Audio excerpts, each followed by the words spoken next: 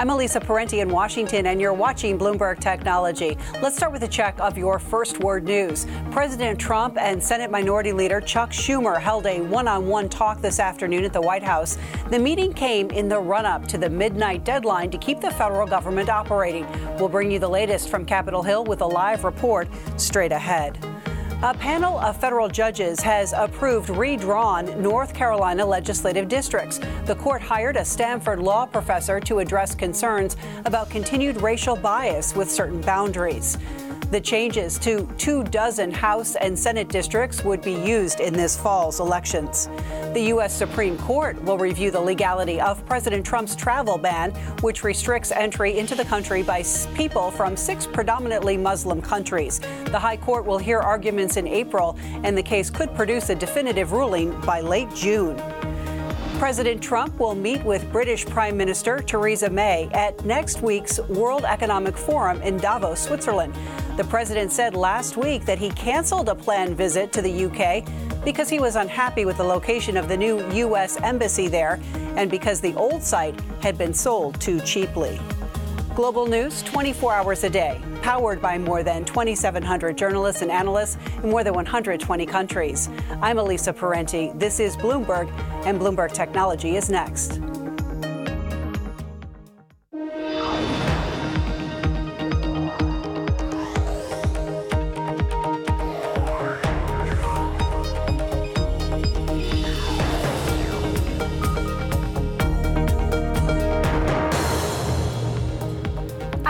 And this is Bloomberg Technology. Coming up, President Trump is closing in on his first year in office. We look back on how the administration has impacted Silicon Valley. Plus, the iPhone X was one of the most anticipated devices ever, but one key analyst has cut his projections, citing weak demand in China. And Netflix stock has been on a tear this year, creating sky-high expectations for its fourth quarter earnings results. Next week, we'll discuss what to expect. But first, to our lead. U.S. lawmakers trying to avoid a government shutdown. Senate Minority Leader Chuck Schumer telling reporters he had a long and detailed meeting with the president, but that a good number of disagreements still exist between the two sides. For more, let's get to Bloomberg's national political reporter, Sahil Kapoor, on Capitol Hill. Sahil, what is the latest?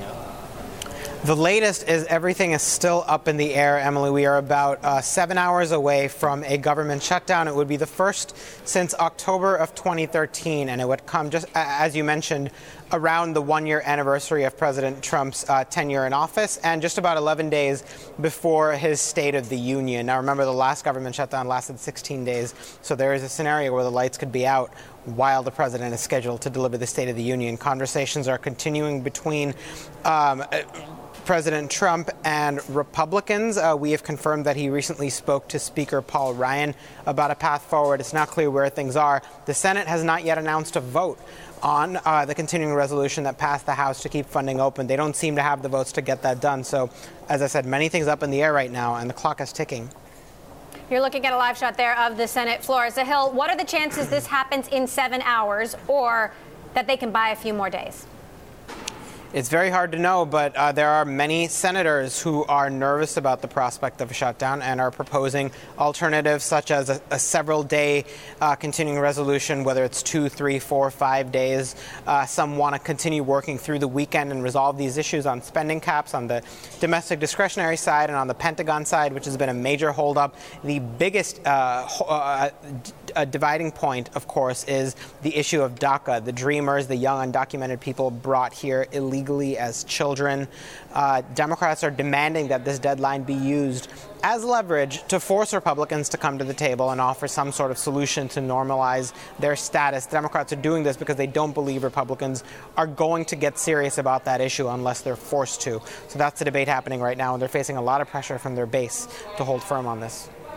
All right, Bloomberg U.S. political reporter Sahil Kapoor. Sahil, one more question. If this happens, how does that impact midterm elections?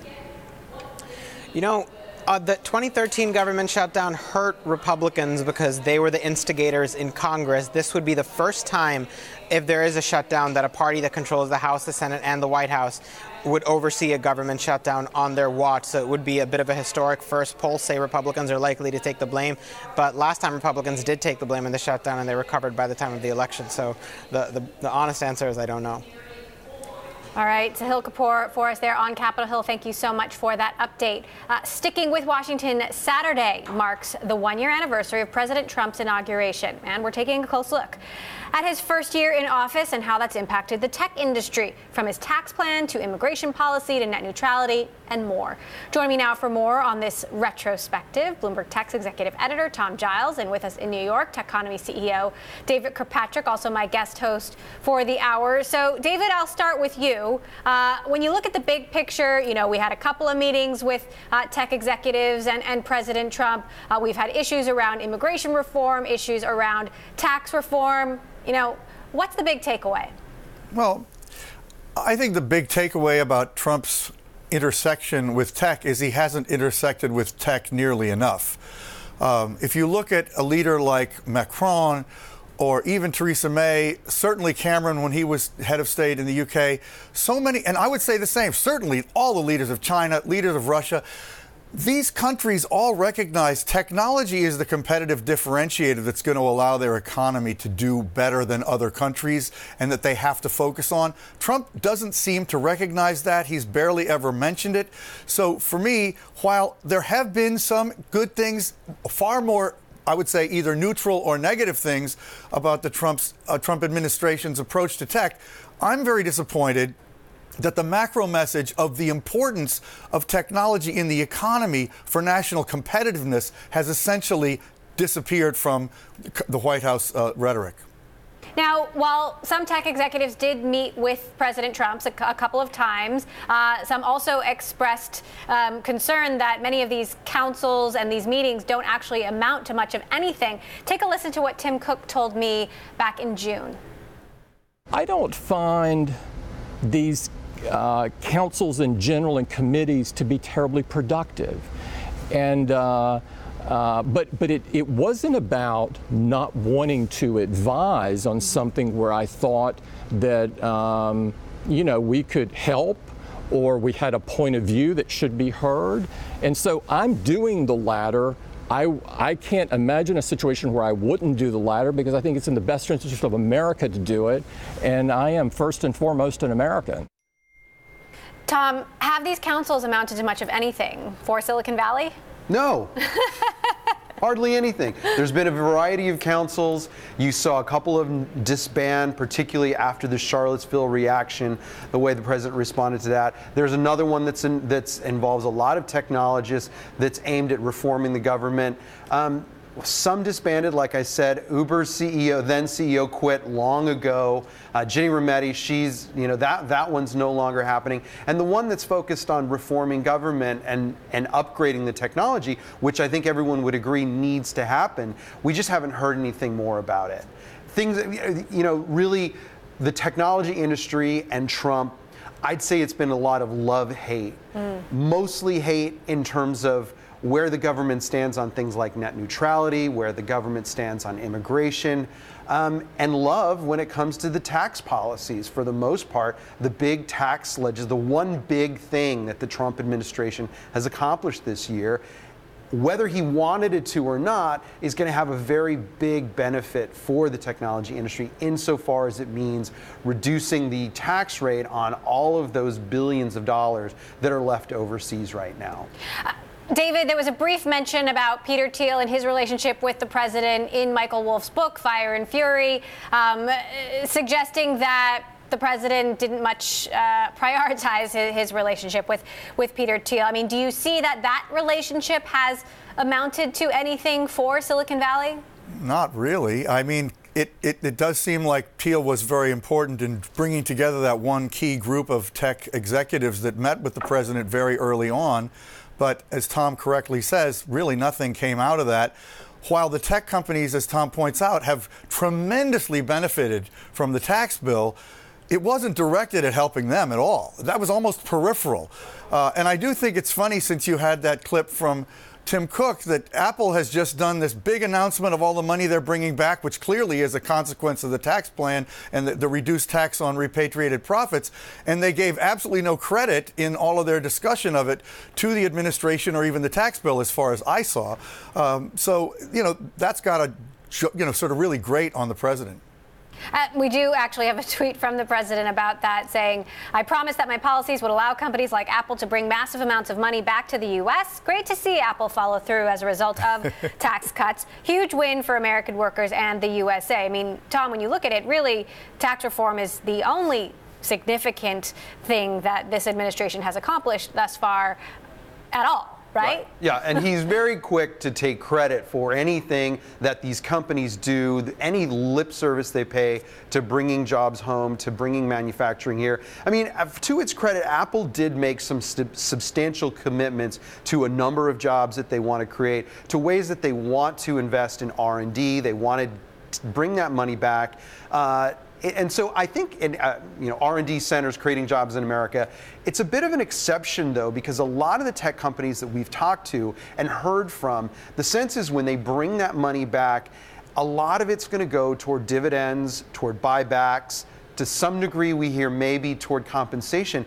These are not the kinds of things that are going to result in money trickling down to the average worker, to the middle class. A lot of it is going to line the pockets of wealthy investors, as we talked about before. So I'm very interested to hear what these companies, the concrete plans they plan to make when they bring the money back, like Apple did. Also, some issues going forward that Silicon Valley will most certainly be battling with this administration on: net neutrality, immigration. According to a new report, based on 2016 U.S. Census data, nearly 71% of tech employees in the Valley are from outside the United States, and yet the administration is increasing scrutiny on H-1B visas of tech workers. What's happening here? Yeah, well, I mean, this is an administration that ran on a platform of being less than friendly, and some would say hostile, to immigrants. This is a constituency that has really become the backbone of Silicon Valley, of the technology industry. These companies are their most senior leadership oftentimes are foreign-born. A lot of their engineers, they really want there to be leniency in terms of H-1B visas. They don't want to see DACA go away. So this is an industry that has been very vociferous in its opposition to the anti-immigrant stance that the administration has taken. And I think you're going to continue to see them oppose any efforts to crack down on immigration. All right, Tom Giles, our executive editor for tech. Thank you. David Kirkpatrick, you are sticking with me throughout the show, CEO of Techonomy. Coming up, we catch up with the new CEO of Coca-Cola and hear how the company is using technology to usher in a new era at the soda giant. And Bloomberg Tech is live streaming on Twitter. Check us out at Technology, weekdays 5 p.m. in New York, 2 p.m. in San Francisco. This is Bloomberg.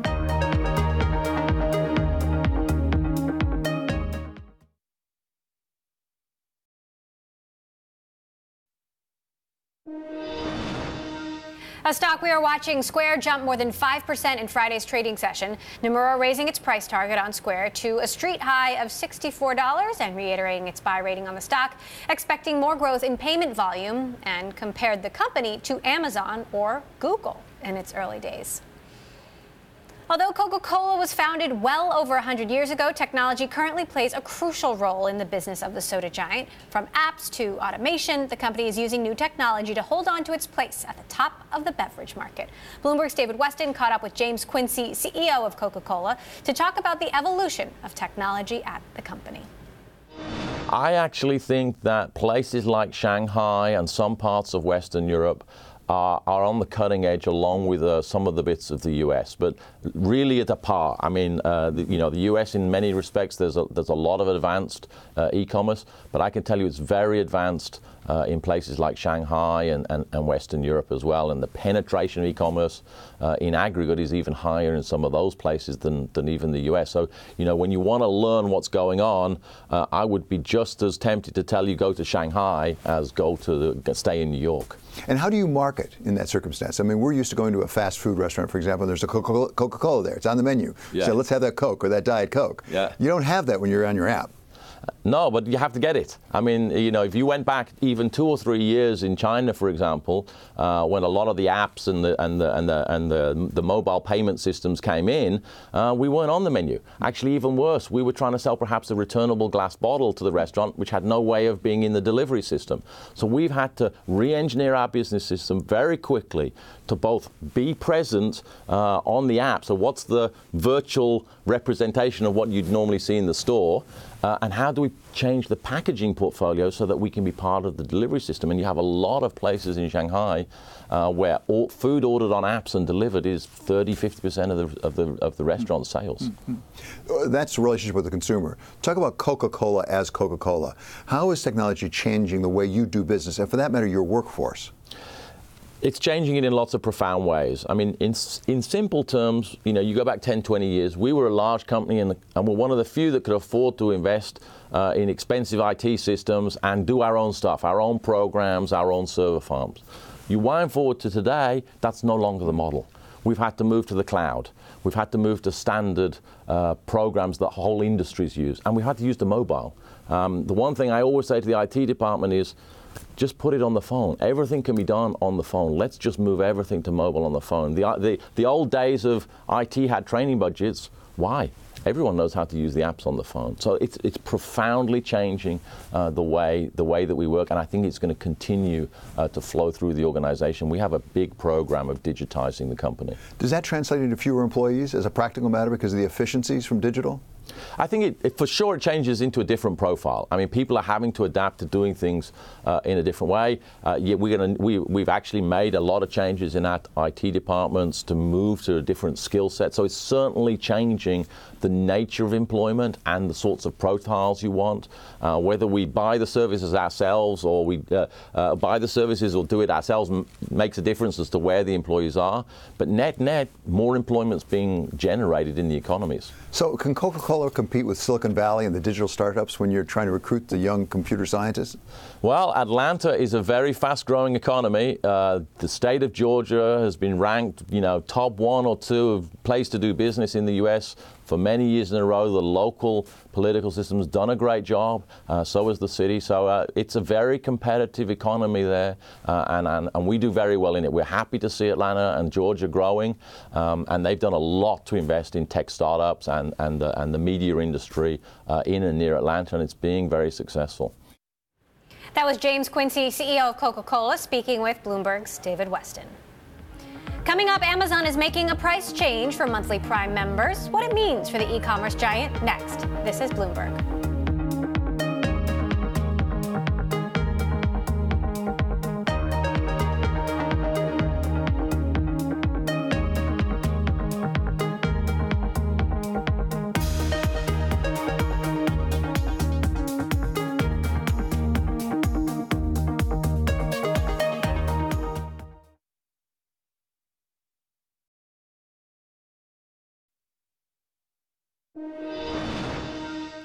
Facebook will not bid for the National Football League's Thursday night package next season. This, according to a person familiar with the matter. The social networking giant has spent the last 2 years buying streaming rights for live sports and hasn't said whether it'll make future bids on NFL content. Amazon won the streaming rights for the 2017 package for $50 million. Sticking with Amazon, the company remains in the spotlight, this time for Prime prices. Amazon announced it is raising the price of monthly Prime membership by 18%. Starting Friday, new monthly members will pay $12.99 a month, an increase of $2.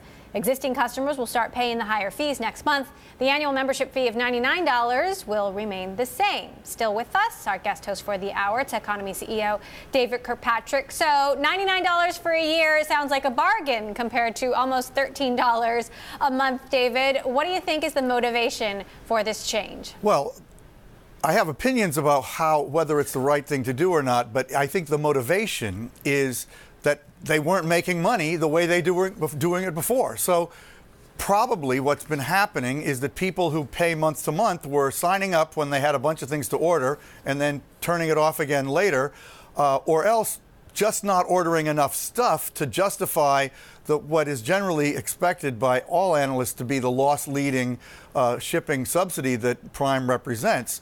But if you're not ordering either enough stuff or you're ordering too much stuff and not paying on an ongoing basis, I can see why Prime wouldn't be a good transaction with the customer for Amazon. So what is your opinion on whether or not it's a good call? Well, it reminds me of payday loans. Here you have people who can't afford to shell out $99 a year, and now they have to spend $156 a year for the same thing. That seems fundamentally wrong. I mean, it's certainly within Amazon's prerogative to make a change like this, but in effect, they're saying people who have less money should pay more, and I don't like the feeling of that at all. They have also started this stiff competition for Amazon HQ2, which I can't, every time we talk about this, I can't help but laugh. I mean, this is the most amazing PR blitz in history, in my humble opinion. But now they've got 20 cities doing everything that they can to make their cities as attractive as possible for a company like Amazon. Right. And, I have a feeling that Amazon didn't even think when they initially announced that they were going to build a second headquarters that it would turn into such an incredible boon for them that every city in the country would be competing to be their, subsidizer. Maybe they did realize it. In any case, they are getting a bonanza of free publicity in every one of these cities. It's a news story as well as being a national story. And also, by keeping it a news story in 20 cities, they've guaranteed that in 20 of the largest cities of the country, they continue to get all kinds of ink. So whoever's managing it from a PR point of view ought to get a medal or a big raise from Jeff Bezos. And, we've done our best to ask various Amazon executives if the company's leading any which way, and nobody will give anything. It sounds like it really is up to Jeff Bezos himself. It reminds me of the race to host the Olympics, which often has turned out not so well for the cities where the Olympics end up because, it's a huge expense. And I wonder how good will this actually be for the city that wins HQ2? Similarly, for sports stadiums, there's been a lot of research that's shown that cities that significantly subsidize sports stadiums almost never get a financial return in economic growth that justified the investment they made. And so clearly, the winner of this derby is going to be the city that throws the most money in terms of tax incentives and other benefits at Amazon. And the likelihood that that city is going to benefit economically at a macro level, I think, is very questionable. On the other hand, the publicity benefits they'll get will be huge because the publicity of this whole thing has gotten so out of control, as we discussed.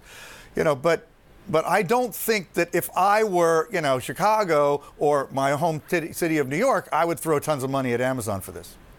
Well, it certainly makes for a great story for us journalists. David Kirkpatrick, CEO of Techonomy, you are sticking with me for the rest of the hour. Coming up, the fate of Apple's iPhone 10 called into question. We'll discuss the latest note from the analyst who says production of the $1,000 device could end sooner than you think. And if you like Bloomberg News, check us out on the radio, on the Bloomberg Radio app, Bloomberg.com, or in the U.S. on SiriusXM. This is Bloomberg.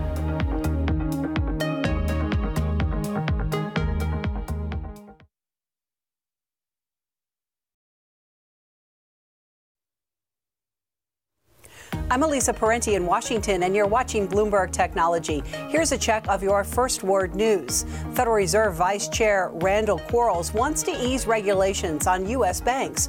In a speech today in Washington, Quarles signaled that he is embracing a mission to review and revise many of the rules the Fed enacted in response to the 2008 financial crisis.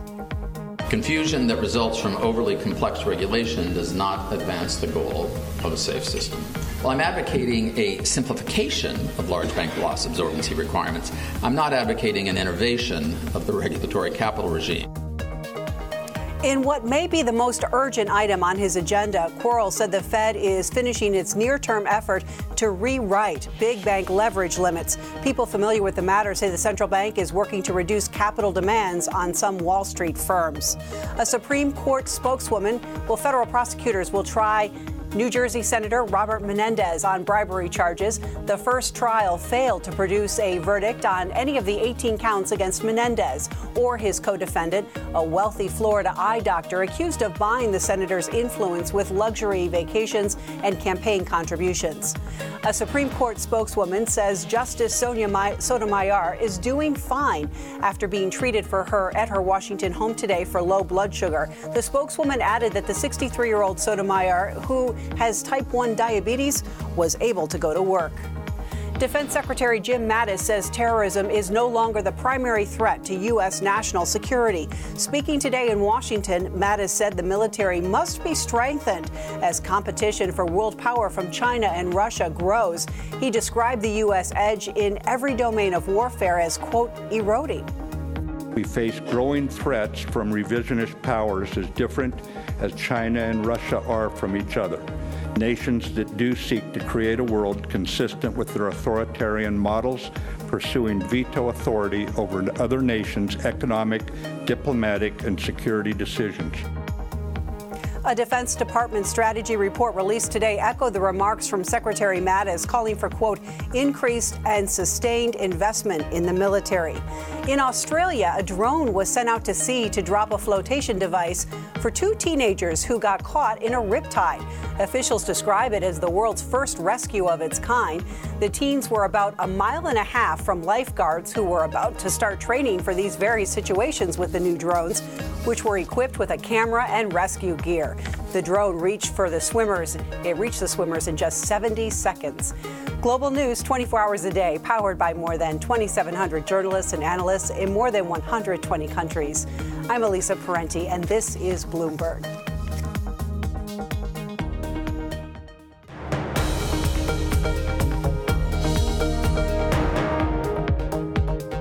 This is Bloomberg Technology. I'm Emily Chang. A closely watched Apple analyst has slashed 23% off his projections for iPhone 10 shipments.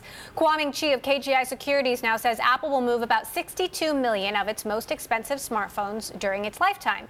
That's down from 80 million. Kwa cited weak demand in China, but what some consider the most alarming call is that he expects production to stop sometime this year as Apple rolls out newer versions in the second half. Joining us now from New York, our guest host, David Kirkpatrick, CEO of Techonomy, and Mark Gurman, Bloomberg's consumer tech reporter who covers Apple. So, Mark, how serious is this? What does this mean? Yeah, I really don't think it's too serious. I think what we're going to see when they announce earnings on February 1st, this is their Q1. For other companies, it would be Q4. For Apple, it's Q1. I think we're going to see higher ASPs, average selling prices on the iPhones, which would seem to indicate that iPhone 10 demand and supply is fairly strong for the quarter. So, is 80 million a high number for a device of this nature, or, is that standard? I mean, if you look at it at a quarter-by-quarter basis, yes, that's a very high number. If you're talking about over the course of a 12-month period, an entire fiscal year, that's a bit low. But here's the thing. Apple is selling 3 different models, and what we're looking for is a total in terms of sales. We're looking at revenues. We're looking at profits altogether. In all intents and purposes, if Apple sells, one iPhone 10, which is not the case, and a billion iPhone 8s and iPhone 8 Pluses, that's fine for investors and the company as well. And what do we know about actual sales for iPhone 8 and 8 Plus versus the iPhone 10? Well, we don't know the mix right now, the split. There's all sorts of speculation based on all sorts of different analytics that are on the web and different analyst reports. But what we do know are that Apple's projections for their revenues for the first quarter are over $80 billion for the first time. And Apple's projections for revenues, if anything, they are lower than what's actually going to happen. So Apple is pretty much always dead on and beating their estimates or falling in line. And the iPhone is about 2/3 of the company's sales. So higher revenues means more iPhones sold. So I think they're going to have a pretty good quarter, at least in line with expectations. David, what do you make of the China part of this story? Apple has struggled more recently there when it comes to growth, though. They have returned to growth there very recently. But what does this signify about demand in the Chinese market? Well, let me start by saying something, and then I'm going to turn the tables and ask Mark, because Mark knows more than me about everything Apple related. First of all, there's no question that a lot of Chinese companies have been building better and better smartphones that are perceived in China to be increasingly as good or at least something's better, but even as good and a lot cheaper.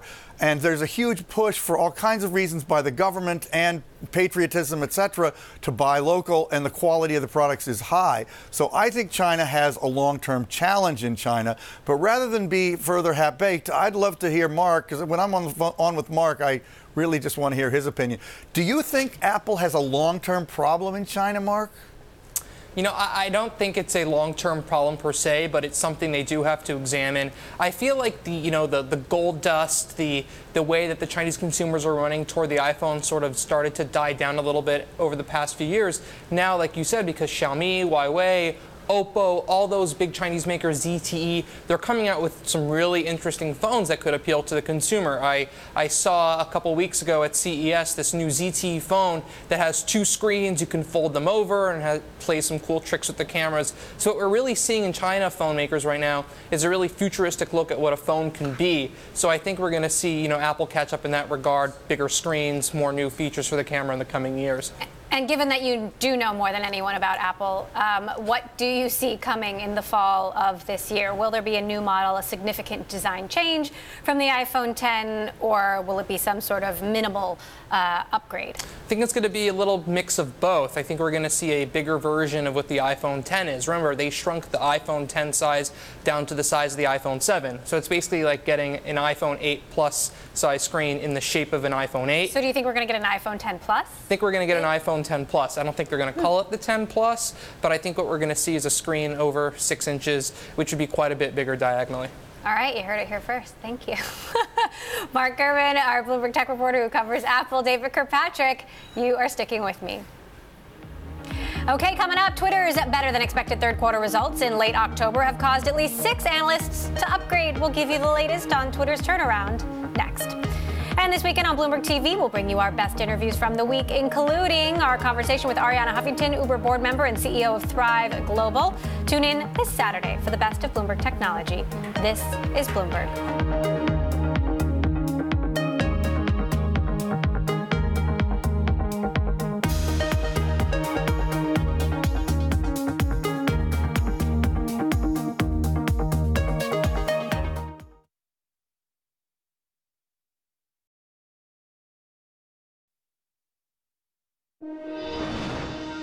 A story we are watching. According to reports, Snap has laid off at least 24 employees. This coming after Snap announced its redesign would roll out slowly around the world.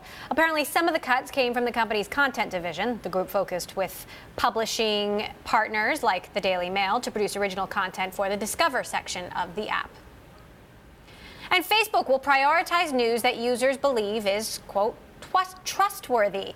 The company will start tests next week. This coming after sources told Bloomberg that Facebook is intensifying scrutiny of its pages to root out bogus news reports and other attempts to interfere with Italy's general election in March. Joining us now, Bloomberg Tech's Facebook reporter Sarah Fryer and Selena Wang, who covers Twitter, as well as our guest host for the Hour, Techonomy CEO David Kirkpatrick, who wrote the book on Facebook, The Facebook Effect.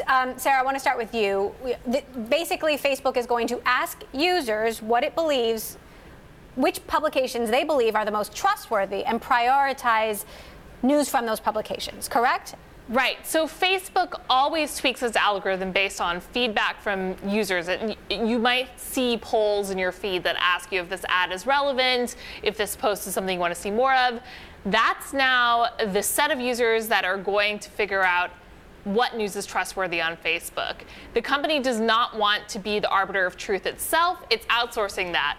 Now, the problem here, of course, is that the wisdom of the crowds is not always the best thing when it comes to determining what is trustworthy, because the crowds are also what has created this viral fake news phenomenon, and crowds are the people eating Tide Pods on YouTube. I mean, this is a potentially dangerous solution, but it is one that allows Facebook to avoid perceptions of bias on its own part. David, what's your take on this? There was some much discussion on Twitter after Facebook made this announcement. Some of the tweets, this seems to fail to take into account that people are idiots.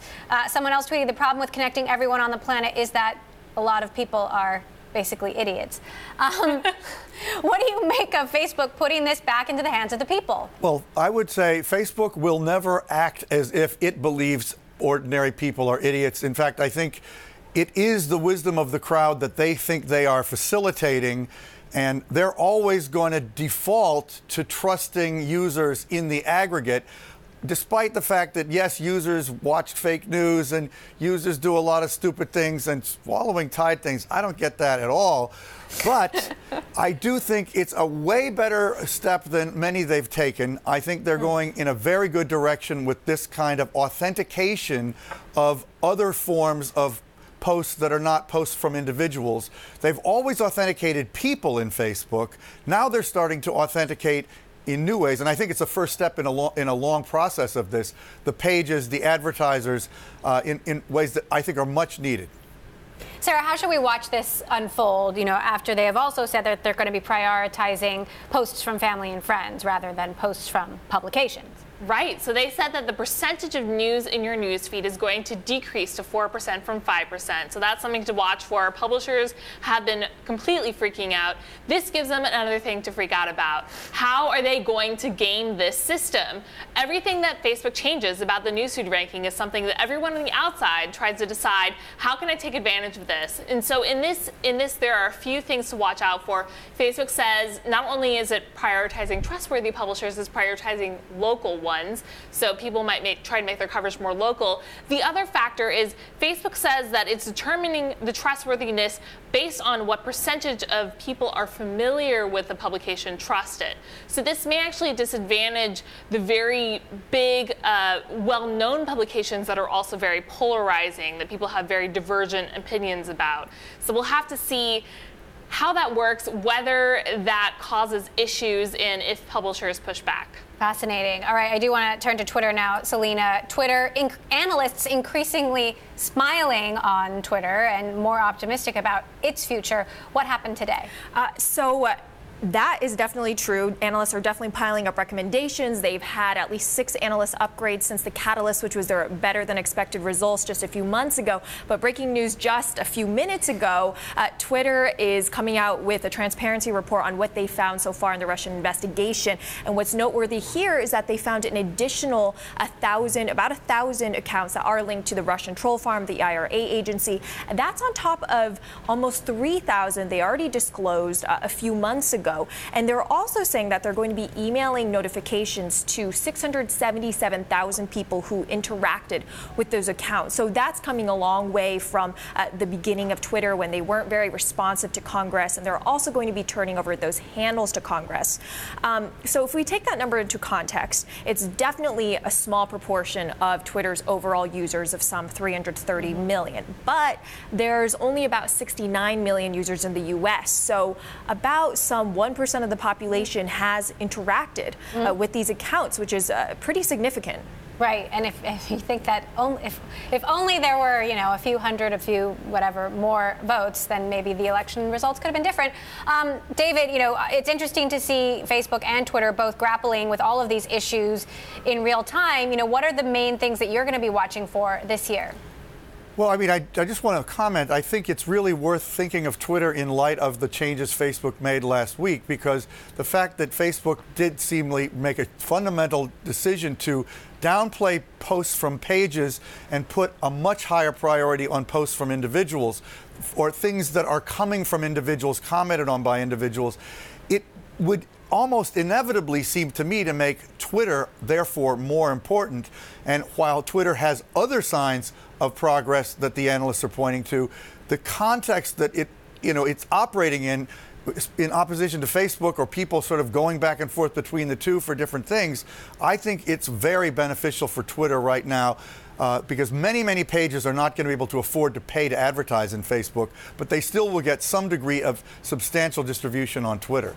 I think Twitter probably will be sold in 2018. I think if this kind of enthusiasm is building for that service, it's still relatively inexpensive. It is a natural product for a lot of companies to control that are way bigger than Twitter. I'm also just so impressed that Jack Dorsey, you reported earlier in the show, Square is getting upgraded. He's doing a good job, this guy. And with 2 jobs.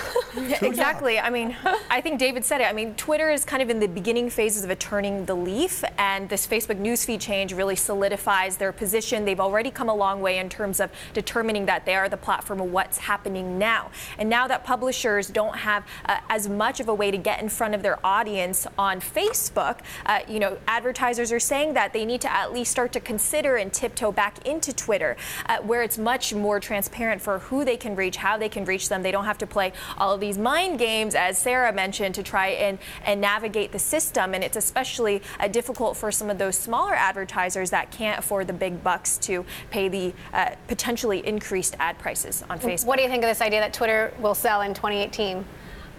I don't think they'll sell to Facebook. I mean, to look at the context of this, I mean, Facebook went into news in part because of competition from Twitter. They wanted to crush this early rival, and they haven't been able to do it. Twitter's resurging, and that's very good news for news. I think maybe Google. Maybe Google. All right. Lots of names. We could speculate for days. Selena Wang and Sarah Fryer of Bloomberg Tech, thank you. David Kirkpatrick, CEO of Techonomy, thank you all Thanks for having me. For joining. Coming up, ahead of Netflix reporting its fourth quarter results, we preview what to expect with an analyst who calls the stock the best idea for 2018, even after rising more than 50% last year. This is Bloomberg.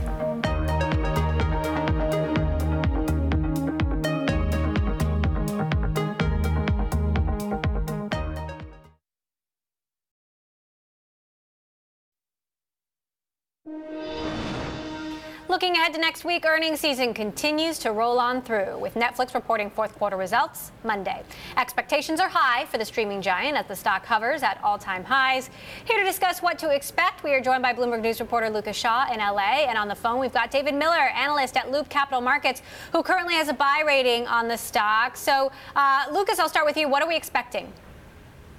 Well, Netflix will almost undoubtedly report what is the biggest year in terms of subscriber additions in its history. You know, it set a new record in 2016. It would need about 3.5 million additions in the final quarter to break that record in 2017, and they're projecting more than 5. So Netflix will end up having added more than 20 million customers. Kind of at the same time, you're seeing all of the traditional media companies merge, which is in some ways a response to the success of Netflix.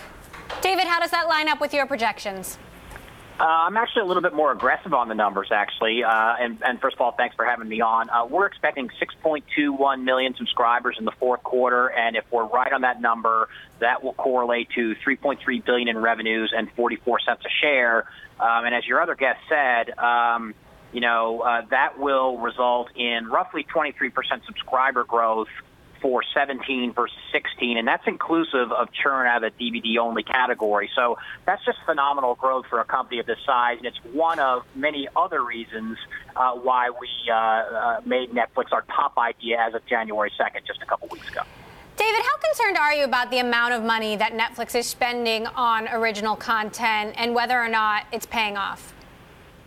It's somewhat of a concern, but not yet. The stock would have to get a lot higher for us to be more concerned about it than we already are.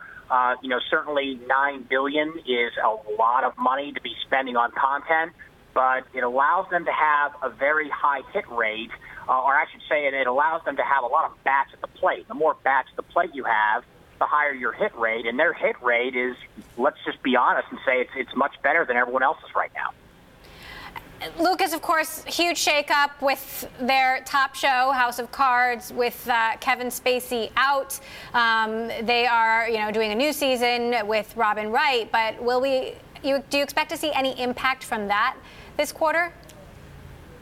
Probably not, just because, to David's point, the volume of what they release. In terms of the shows that seem to have a big cultural impact in the past 3 months. You had Mindhunter, you had a new season of The Crown, you had Marvel's The Punisher, you had the Dave Chappelle specials, you had the Will Smith movie. There's just so much coming out at any one time that they're not really at a point where any one show swings their fate a whole lot. Now, I do expect that sexual harassment will, or at least I'd hope that it would come up on the call, just because it's such a big issue issue in culture and particularly in Hollywood at the moment.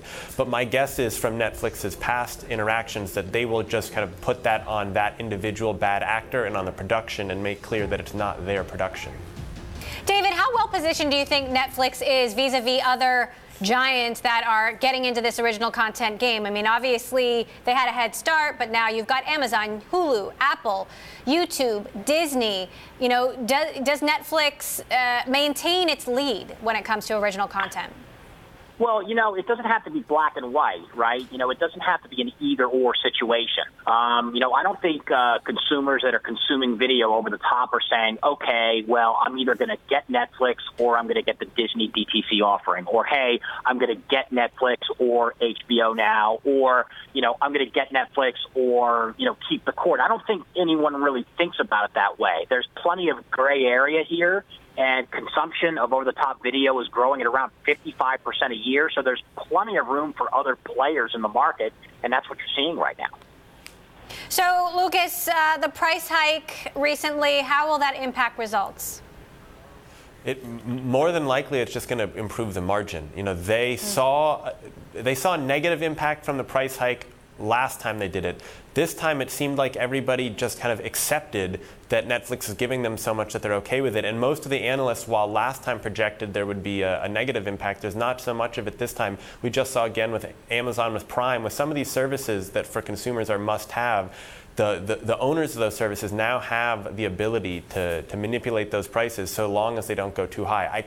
I don't entirely agree with David on the fact that, you know, if there's a good Disney offering, people won't cancel Netflix. I think that is possible. You know, there are only so many services people want to pay for. But an extra $1 a month for people, a lot of whom are using Netflix as their primary entertainment service, is still a good deal. All right, Bloomberg's Lucas Shaw, who covers entertainment for us, as well as David Miller with Loop Capital Markets. Thank you both. We're going to have full coverage of Netflix results this Monday.